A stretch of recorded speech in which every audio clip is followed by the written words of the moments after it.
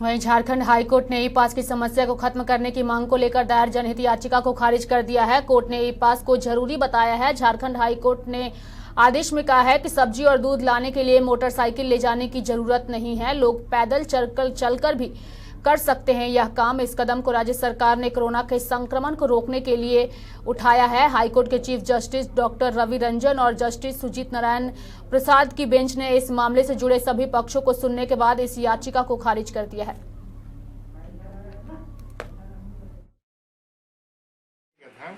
उसमें पिटिशनर की ओर से ये कहा गया था कि ये लोगों को समस्या आ रही है और एसेंशियल कमोडिटीज परचेज करने के लिए भी ई पास और ये सारी बातों को कोर्ट के समक्ष उठाया गया।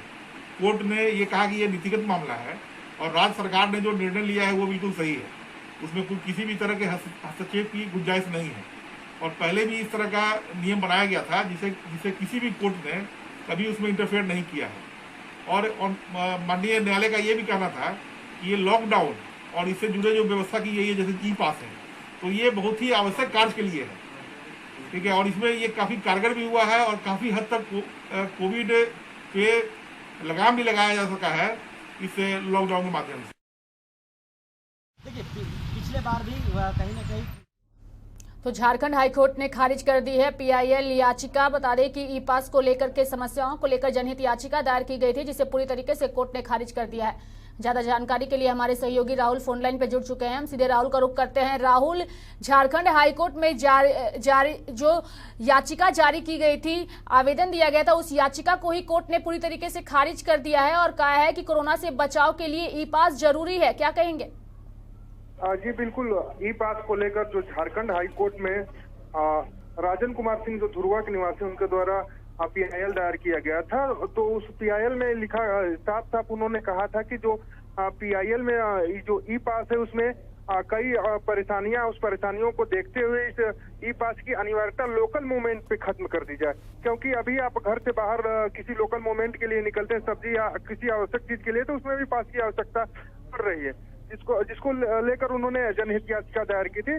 और आज चीफ जस्टिस की बेंच ने पूरी मामले पे सुनवाई करने के बाद कोर्ट ने साफ कहा कि ई पास की अनिवार्यता सही है और जो सरकार ने कदम उठाया है सही कदम उठाया है, क्योंकि दूध या सब्जी लेने के लिए या किसी जरूरी सामान के लिए अगर घर से बाहर निकल रहे हैं तो गाड़ी या मोटरसाइकिल की जरूरत नहीं, आप पैदल भी चल के ले सकते हैं। इसे आधार बनाते हुए इस पीआईएल को खारिज कर दिया है। और राहुल ई पास को लेकर के जो याचिका दायर की गई थी और इसके साथ ही जब भी हमारे सहयोगियों ने सड़कों पर जाकर लोगों से बात की तो लोगों की कई सारी समस्याएं हैं, सिर्फ दूध और सब्जी खरीदना ही उनके पास एक समस्या नहीं है। अब चूंकि जो समस्या सामने आ रही है वो पास बनाने को लेकर के भी सामने आ रही है। जिस साइट पर पास बनाए जा रहे हैं वो साइट भी अब हैंग कर रहे हैं, तो कहीं ना कहीं जरूरी काम से लोग वंचित हो जा रहे हैं घरों से बाहर निकलने के लिए। जी, जिस तरह से एक तरह से नियम बनाया गया था ई पास को लेकर, तो अगर आप किसी जरूरी सामान के लिए, सब्जी या किसी किराने के सामान के लिए आप घर से बाहर निकल रहे हैं, ग्रोसरी के बाहर निकल रहे हैं, तो उसके लिए 2 से 3 घंटे का पास स्पेशली जारी हो रहा है। अगर 3 घंटे के बाद भी अगर कोई जरूरी काम हो गया आपको, तो फिर आपको जाना होगा। तो ऐसे में जो साइट पर लोड पड़ना लाजमी है, क्योंकि अगर बार बार लोगों को घर से बाहर निकलना है किसी जरूरी काम से, तो उन्हें बार बार पास की आवश्यकता पड़ रही है और वो साइट पे जाके एक बार रजिस्ट्रेशन करने के बाद वो जब चाहे तब पास निकाल। इस वजह से साइट पे थोड़ी परेशानियां हो रही हैं और साइट पे लोड पड़ा है। और ऐसे अगर हम रांची की बात करें, लोगों की बात करें, तो लोग लगातार यही कहते आए हैं कि जो जरूरी काम के लिए हम बाहर निकलते हैं, लोकल मूवमेंट में शहर से हमको कहीं जाना है, तो उसमें जो पास की आवश्यकता की गई है, इसमें काफी परेशानी हो रही है। हालांकि अब जो कोर्ट ने अब अपना फैसला दिया, हालांकि इसी ठीक यही सेम मामले को और राजन कुमार सिंह ने ही सुप्रीम कोर्ट में भी पीआईएल दायर किया है। अब देखना ये होगा कि जो आज जिस याचिका को हाई कोर्ट ने खारिज किया है, उसी याचिका पर सुप्रीम कोर्ट ने सुनवाई करते हुए क्या कुछ निर्णय सुनाता है, ये भी देखने वाली बात है। राहुल, जिस समय ये सुनवाई हो रही थी, हालांकि जैसा कि साफ तौर पे आपने भी कहा है कि सभी पक्षों को सुनने के बाद ही सरकार ने ये फैसला लिया है और सरकार के इस फैसले को हाईकोर्ट ने जो है वो उचित भी बताया है, लेकिन क्या सरकार ने ग्रामीण स्तर के बिंदुओं पर विचार किया कोर्ट ने? और ग्रामीण क्षेत्रों में जिस तरीके से इंटरनेट की समस्या है, लोगों को अधिक जानकारी नहीं है, तो ऐसे में उन लोगों के सामने भी एक समस्या ई पास की उठानी पड़ रही है और वो भी अब धीरे धीरे सामने भी देखने को मिल रही है। राहुल, जी बिल्कुल सही आपने कहा कि ग्रामीण क्षेत्र जो सुदूर इलाके हैं, ये अगर हम इसमें दो पहलू आप देख सकते हैं कि अभी एक याचिका राज्य सरकार ने सुप्रीम कोर्ट में दायर किया है कि जो वैक्सीनेशन को लेकर रजिस्ट्रेशन की है, इसकी अनिवार्यता खत्म की जाए, ऑफलाइन भी इसका रजिस्ट्रेशन किया जाए, क्योंकि झारखंड ग्रामीण इलाका है और ग्रामीण इलाकों में नेट की सुविधा नहीं होती, इंटरनेट की सुविधा नहीं होती, काफी दिक्कतें होती हैं ऑनलाइन वैक्सीनेशन करने में, रजिस्ट्रेशन करने में।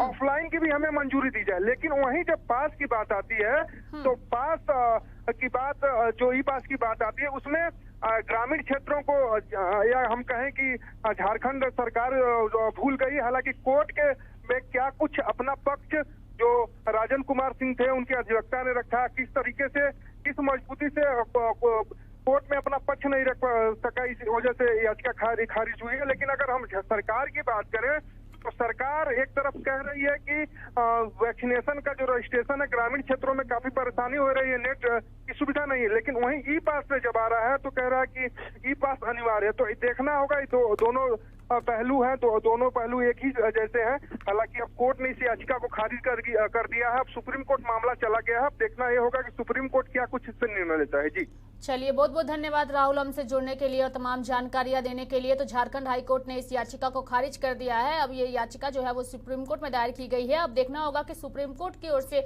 इस याचिका पर किस तरीके से सुनवाई होती है और सुप्रीम कोर्ट मामले में किस तरीके से अपना पक्ष रखता है। क्या सुप्रीम कोर्ट इस याचिका को खारिज करता है या नहीं करता है, ये भी देखने वाली बात होगी।